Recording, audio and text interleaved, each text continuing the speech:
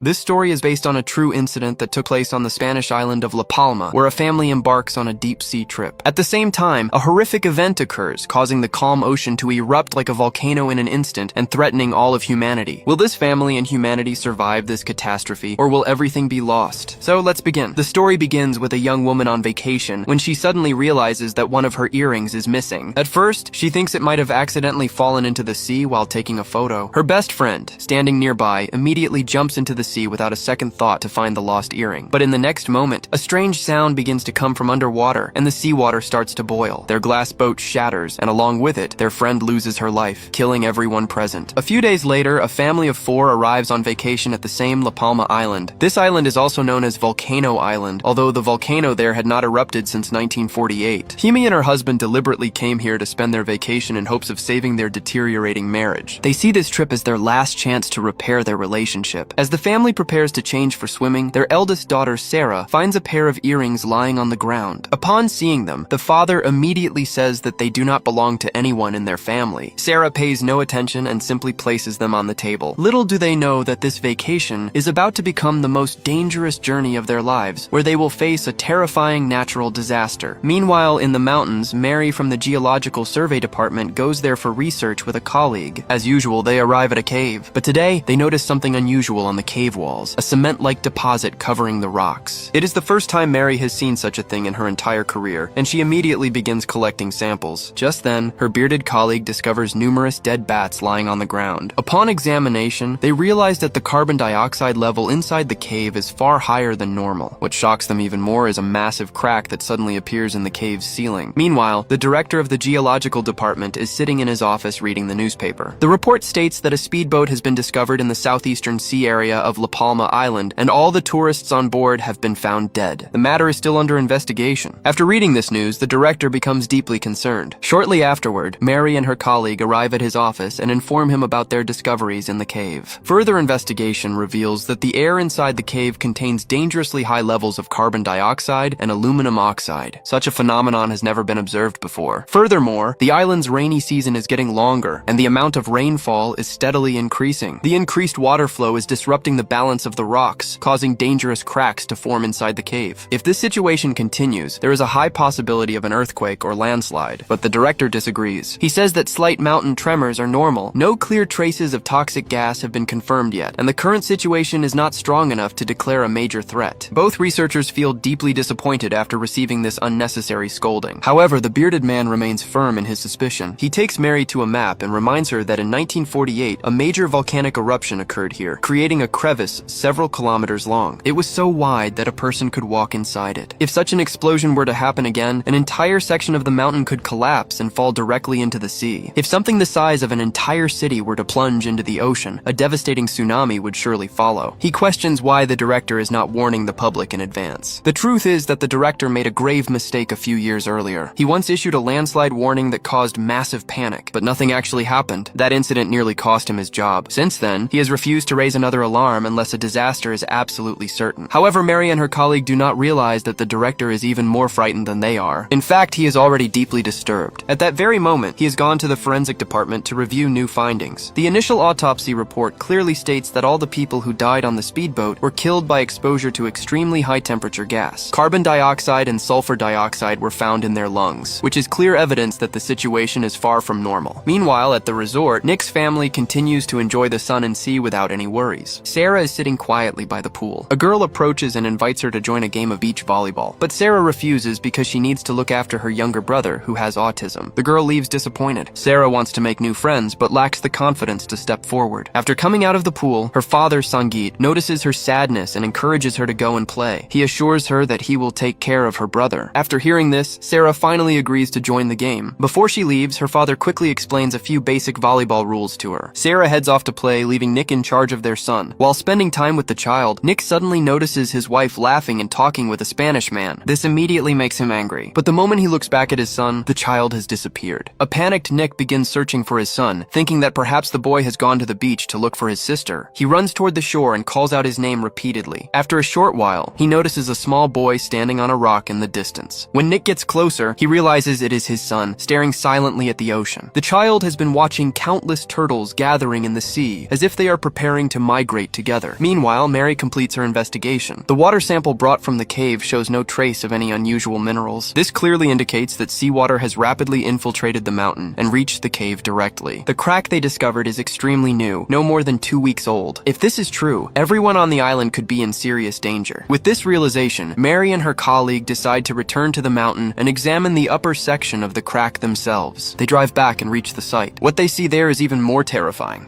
One end of the crack is now slowly sinking downward. They immediately set up their equipment and begin taking measurements. Their fears are confirmed. The crack is steadily shifting. Although the movement is slow, it is clear that if it continues, a catastrophic disaster is inevitable. Meanwhile, the geological department staff also begin detecting warning signs. Gas levels around the mountain are rising and initial tremors are being felt. The director immediately orders that the National Guard be contacted so that tourists on the mountain can be evacuated if necessary. At that moment, Mary calls him. When the director realizes that they are still on the mountain, he panics and orders them to abandon their equipment and come down immediately. While they are still taking measurements, white smoke suddenly begins pouring out of the crack. Seeing this, the two run for their lives. On their way down, they encounter several people who had been camping on the mountain. Mary realizes this is a clear sign of volcanic activity and begins shouting for everyone to flee. A short time later, Mary regains consciousness in a hospital bed. The director informs her that her colleague is in critical condition and has fallen into a coma due to exposure to toxic gas. This time, the volcano released a massive amount of poisonous gas, but fortunately no lives were lost. However, the director knows this is only the beginning. When toxic gas starts escaping, the next stages are ash, followed by molten lava. If a section of the mountain collapses into the ocean, it could trigger a tsunami. Such a tsunami could endanger millions of lives around the world. Several continents could be affected, and small island nations might be completely overwhelmed by the sea. The cost of evacuation alone could reach billions of dollars. There is an even greater danger. In the panic and chaos, many more lives could be lost. So the director still wants to wait until he has more concrete evidence. But Himi is no longer willing to wait. She clearly tells the director that if action is not taken now, the consequences could be irreversible. Under pressure, the director agrees to accompany her to meet the mayor. However, the mayor's attitude remains unchanged. He refuses to alert the public until he is completely certain. Another false alarm could cost him his position. No matter how much Mary and the director try to persuade him, the mayor decides to wait. Meanwhile, at the resort, Nick and Himi argue once again about their son. Himi accuses Nick of not informing her immediately when their son went missing. Nick angrily responds that Himi had not been paying attention to the children all day. Neither of them is willing to understand the other. At the same time, Sarah's life also begins to fall apart. The girl she befriended just a day earlier now scolds her harshly. The reason is that Sarah accidentally shared a video of her. The video had actually been secretly recorded by a boy, but the anger is directed at Sarah. Heartbroken, Sarah goes to her room and begins to cry. As she sits there, she hears her parents arguing loudly in the next room. She no longer feels like staying there even for a moment. Quietly, she leaves and heads to the airport. From there, she calls her uncle in Norway and asks him to book a return ticket. Her uncle asks why she wants to travel alone, but Sarah refuses to explain. After the call ends, her uncle becomes worried and phones his sister, Himi. But Himi is doing yoga at the time and does not hear the phone ringing. Meanwhile, the geological department receives even more alarming news. Microtremors are occurring continuously across the island, and their center is gradually moving upward. This clearly indicates that the volcano could erupt at any moment. The director immediately orders air traffic control to halt all flights to and from La Palma Island. Volcanic ash can severely damage aircraft engines and cause planes to crash, but the warning comes too late. Suddenly, a small yet powerful explosion echoes from the mountain, leaving everyone stunned. At that exact moment, the flight carrying Sarah is already speeding down the runway. The pilot receives instructions from air traffic control to abort takeoff, but due to the short runway, the aircraft is forced to continue and lift off. Meanwhile, Himi finally notices her brother's missed call and immediately calls him back. When she learns that Sarah has gone to the airport, she panics and rushes to find her husband. Then, through the thick volcanic ash, the roaring sound of an aircraft is heard. In the next moment, a massive explosion shakes the sky. Himi covers her face in fear, not knowing whether her daughter was on that plane or not.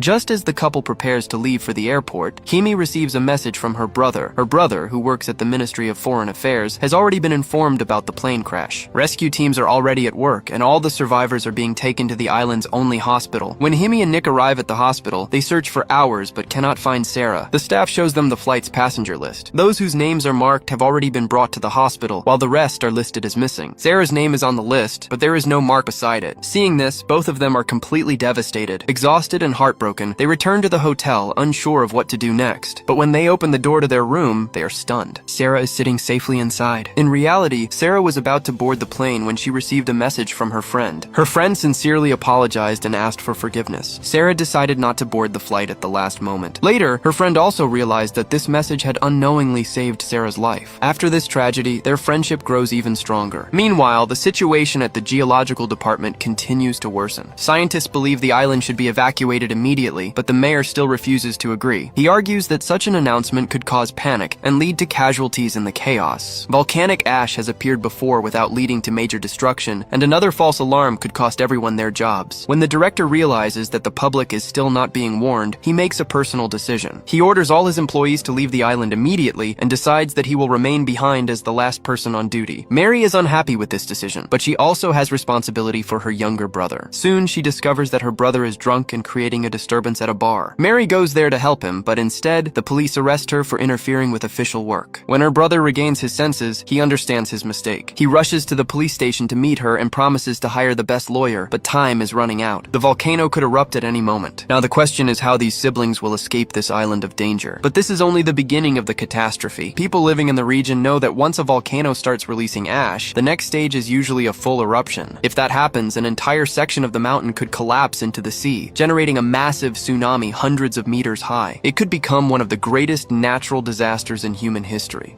During the night, white smoke begins to rise from the volcano once again, as if a sleeping monster is about to awaken. At that same time, Nick and his family are still out on the water, completely unaware of the danger. They have no idea that disaster is slowly moving toward them. Suddenly, the phone rings. Hime answers and sees that it is a call from her brother. He explains that the government already knows about the situation, but is keeping the information secret to prevent widespread panic. He has secretly booked a ferry for them that will take them to the nearby island of Tenerife within minutes. From there, they can catch the next flight home. Only 20 minutes remain before the ferry departs, and the chance to escape is slipping away. Hearing her brother's warning, Hime wastes no time and quietly prepares to leave with her husband and 2 children. But Sarah insists that she wants to take her friend Sherry along. She calls her repeatedly, but there is no answer. When Hime says it is already too late and a tsunami could strike at any moment, Sarah is forced to leave with her family. As they step outside, they realize there is not a single taxi on the road. Time is running out. Then Nick gets an idea. He suddenly stops a truck and hurriedly gets his entire family inside. Before the workers can react, Nick drives away with the vehicle. A short while later, the same workers chase them and reach the ferry terminal. For his family's safety, Nick urges Hime and the children to board the ferry immediately. Nick stays behind and the workers surround him and begin beating him. In the end, Nick takes out his wallet and hands it over to them. Only then do they let him go, but by that time it is too late. Nick watches helplessly as the ferry carrying his family slowly moves away. Meanwhile, Sherry is at the beach. She notices several missed calls on her phone and quickly calls Sarah back. Sarah tells her to somehow make her way to Tenerife, or it may soon be impossible to escape. A few minutes later, a violent tremor begins. The director, sitting alone in his office, immediately realizes that the danger has reached its peak.